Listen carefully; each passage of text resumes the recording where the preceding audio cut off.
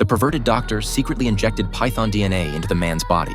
After one night passed, the man's body underwent earth-shattering changes. Not only did snake scales grow all over his body, but even his head slowly transformed to resemble that of a snake. Seeing this, the doctor gave the man another injection. Just as he was anticipating the man's next transformation, the man accidentally passed gas. This caused all the python DNA in his body to leak out, interrupting the mutation experiment. The man had thus completely become a half-human, half-snake monster. The doctor was furious upon seeing this, as he never expected the experiment to be interrupted by a fart. In his anger, he sold the man to the local circus for $100. Tourists were all attracted by the man's strange appearance, unaware that the snake man before them wasn't pretending but was actually a real human being. Although the man wanted to cry out for help, his speech function had completely deteriorated. However, the doctor didn't give up on his experiments. To find his next test subject, he specifically went to a school. The doctor found his friend who worked as a teacher, hoping his friend could introduce a student to work as his assistant. So the friend introduced his student Jack to him.